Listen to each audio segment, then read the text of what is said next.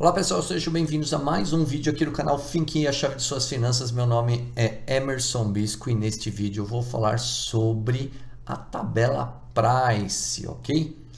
Bom, então o sistema francês, ou mais conhecido aí como tabela Price, é o sistema mais utilizado em várias operações de crédito no Brasil. Então operações como crédito pessoal, capital de giro, financiamentos em geral, como por exemplo, de carros, imóveis e outros bens, utilizam-se deste método para a composição dos juros e amortização de dívidas, tá? Então, no sistema francês ou tabela Price, uma característica marcante dele é que deve ser calculado primeiro o valor da parcela para depois calcular o valor dos juros e assim se chegar no valor da amortização, tá? Então, o cálculo do valor da parcela é feito utilizando a série de pagamentos postecipados, que é o método matemático tradicional utilizado para calcular aí valor de parcelas de empréstimos e financiamentos em juros compostos aí de uma maneira geral, ok? Bom, para calcular o valor da parcela, pode ser feito de duas maneiras. Utilizando uma calculadora científica, que para isso é necessário utilizar essa fórmula grande aqui, ou qualquer outra calculadora também que faça contas exponenciais, mas o melhor é utilizar a HP12C, né? Então, utilizando alguma calculadora financeira que tenha a função PMT, é muito mais prático, tá? E lógico que, obviamente, é possível fazer tudo isso apenas utilizando uma planilha do Excel, que também é o mais indicado e recomendado pela sua praticidade quando você estiver resolvendo algum tipo de situação ou exercício que não seja obrigatório aí estar sendo feito manualmente, escrito, né, através de calculadoras, que é o caso de pessoas que vão fazer provas, que aí não tem jeito de usar o Excel, que não pode, não é permitido. Mas quando você vai fazer isso em casa, resolução de exercícios que você não tem essa limitação, o indicado é fazer no Excel, ok? Bom, então eu vou dar o exemplo de como deve ser estruturado essa tabela aí, Price, para vocês entenderem melhor as características dela, ok? Então vou pegar aqui como exemplo um empréstimo de R$2.000 que foi tomado por uma pessoa que irá pagar em 6 parcelas mensais a uma taxa de juros de 5% ao mês. Então, como ficaria essa tabela deste empréstimo? Bom, então, primeiro, né, antes de estruturar essa tabela, é preciso calcular o valor das parcelas utilizando a série de pagamentos postecipados, depois calcular o valor dos juros, calcular o valor da amortização e, por fim, calcular o valor do saldo devedor. Então, a estrutura básica dessa tabela é necessário que ela contenha aí pelo menos o número da parcela, o valor da parcela, o valor dos juros, o valor da amortização e saldo devedor. Então, o primeiro passo aqui no preenchimento dessa tabela é começar aqui no momento zero. Então, a parcela número zero, na verdade, é o valor que foi feita a operação financeira, o empréstimo ou financiamento. Neste exemplo aqui é R$2.000, ok? O segundo passo é calcular o valor da parcela utilizando a série de pagamentos postecipados. Uma das características marcantes da tabela Price é que o valor das parcelas é sempre igual. Então, quando você faz qualquer tipo de empréstimo, financiamento, que o valor das parcelas é sempre igual, ele está utilizando aí como sistema de amortização a tabela Price, ok? Então, preencheu o saldo inicial, né? O saldo devedor ali na parcela número 0, o valor das parcelas a partir ali da parcela número 1, neste exemplo aqui são apenas 6 parcelas, mas dependendo do que você estiver desenvolvendo, independente da quantidade de parcelas, vai ser exatamente igual. Na sequência, deve ser calculado o valor dos juros. O juros sempre é calculado em cima do saldo devedor do período anterior. Então, eu estou na parcela número 1, vou pegar o meu saldo devedor do período anterior, que é o período 0, a parcela número 0. Então, eu vou pegar a taxa de juros pactuada, neste exemplo aqui é 5%. 5% de R$2.000, eu chego no valor dos juros de R$100. Agora, eu parto para o cálculo da amortização. A amortização nada mais é do que o valor da parcela menos o valor dos juros. Então, com isso, eu chego no valor da amortização, R$394,03 menos R$100, valor da amortização R$ 294,03. E para fechar aqui a parcela número 1, as contas da parcela número 1, vou calcular o saldo devedor. Saldo devedor nada mais é do que saldo devedor do período anterior, então parcela número 0, menos a amortização calculada da parcela número 1. Então, 2.000 menos 294,03 chega no saldo devedor após o pagamento da parcela número 1 de 1.705,97. Agora, o restante das parcelas é exatamente igual. Então, aqui você tem que tomar cuidado apenas para não pegar os números errados na hora de fazer a conta. Então, na parcela número 2, o valor dos juros vai ser calculado em cima do saldo devedor da parcela número 1, que é a parcela anterior. Então, 1.705,97, 5% tem o valor dos juros de 85,30. Valor da parcela menos o valor dos juros é igual ao valor da amortização. R$ 394,03 menos R$ 85,30, valor da amortização R$ 308,73.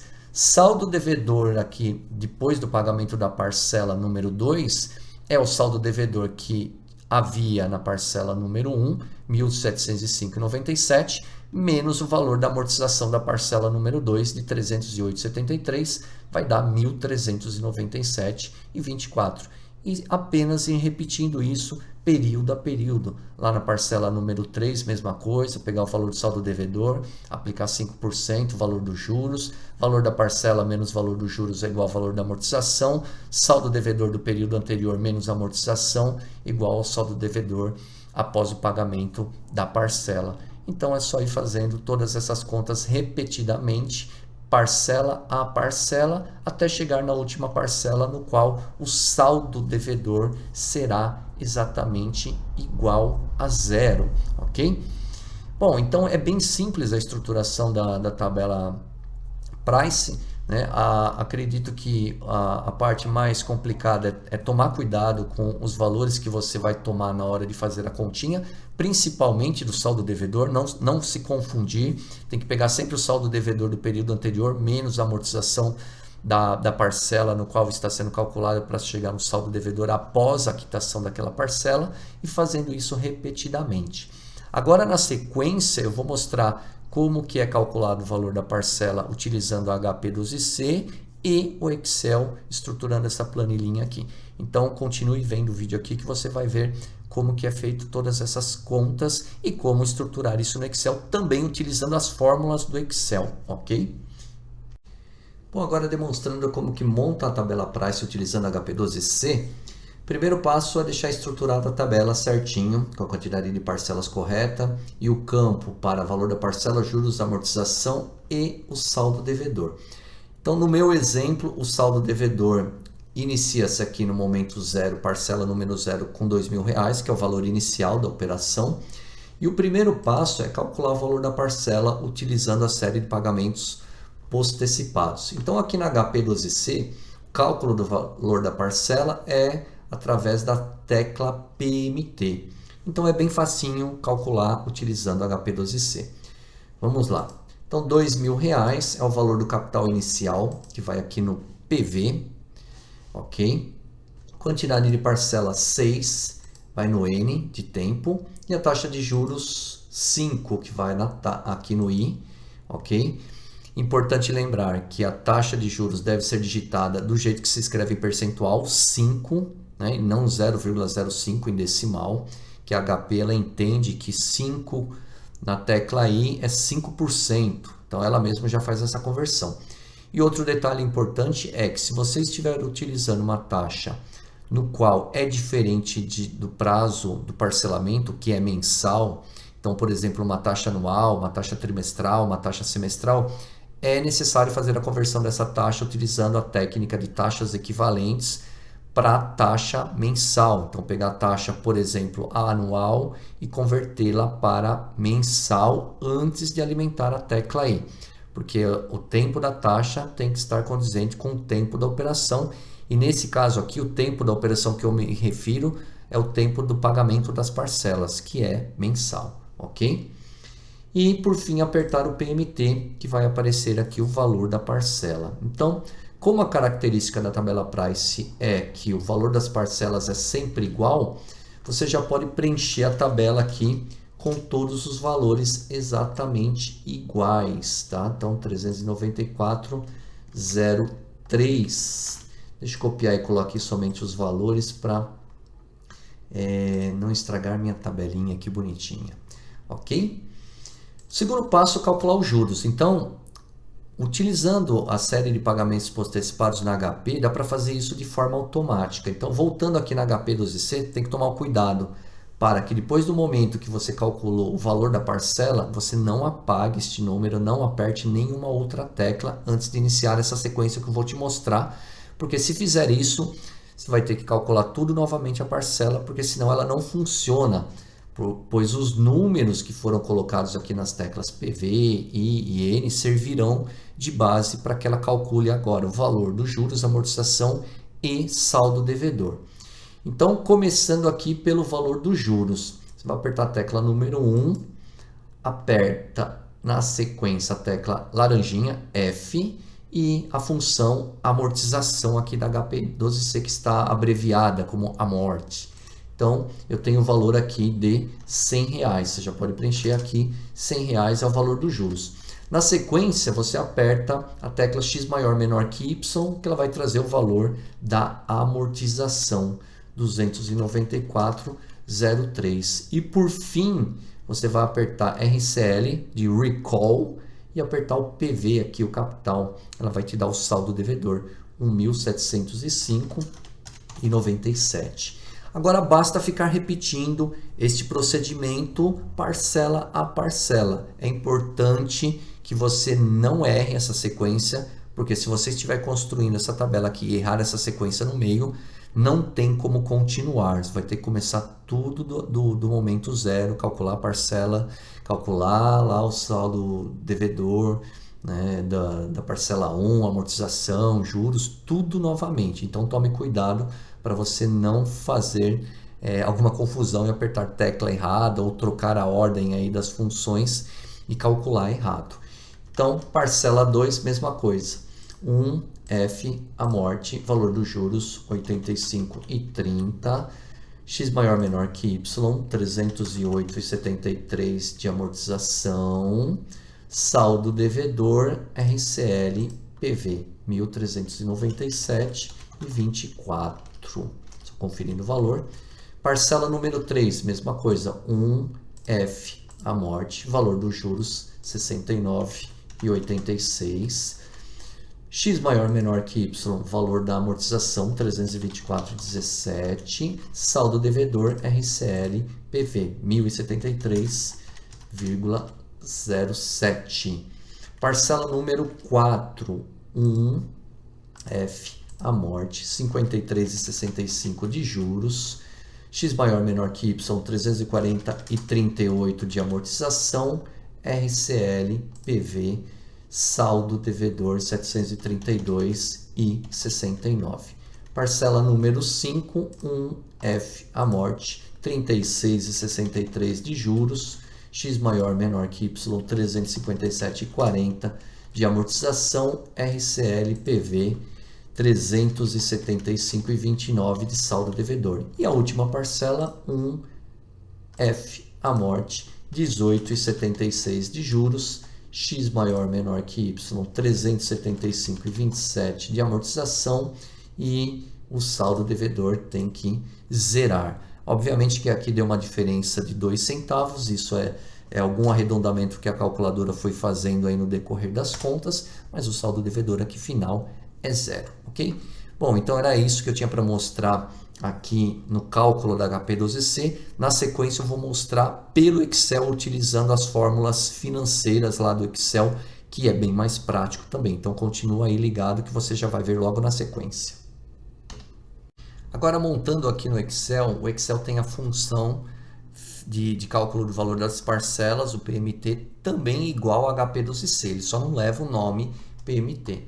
Então aqui vamos começar montando a tabela com o valor das parcelas igual foi feito com o HP 12C normalmente, que é a característica da tabela Price. Então vem aqui no Netcode do Excel, de formulários, Você pode utilizar aqui função financeira, vai lá na função que se chama PGTO, essa função aqui que vai calcular o valor da parcela. Então eu tenho aqui a taxa de 5%, então eu posso digitar essa taxa aqui ou eu posso deixar ela aqui no cantinho da tabela, por exemplo, e clicar em cima também. Fica a critério de quem for construir a planilha, ok? Quantidade de períodos 6, também posso fazer a mesma coisa, colocar esse número aqui em alguma célula e clicar em cima, sem problema nenhum. Valor presente é o valor do financiamento, R$2.000, ok? Bom, aqui você já percebe que ele vai dar o valor da parcela, R$ 394,03, e vem um sinal negativo. O Excel também tem a mesma sistemática da calculadora HP12C, no qual trabalha com o sistema de fluxo de caixa. Então, quando você alimenta uma tecla com um valor positivo e for calcular outro valor utilizando a função financeira, que nesse caso aqui seria o valor da parcela, ele te dá um resultado com sinal negativo, como se tivesse entrado dinheiro positivo e agora estivesse saindo, né? É uma sistemática utilizada há muitos anos já, então o Excel também funciona da mesma maneira. Para que não saia negativo aqui na nossa tabela, porque não existe valor de parcela negativo, né? Nós não escrevemos valor de parcela negativo, nós não estamos montando um fluxo de caixa aqui que tem que aparecer com um número negativo. Então eu coloco negativo aqui no 2.000 dentro do próprio formulário, que aí o resultado vai aparecer em positivo. Então eu vou dar OK aqui, valor da parcela R$ 394,03. Eu particularmente não gosto do símbolo de reais aqui, porque se nós estamos calculando aqui dentro do nosso país, não tem necessidade de indicar que são reais. Então aqui basta agora copiar esse valor para as outras células.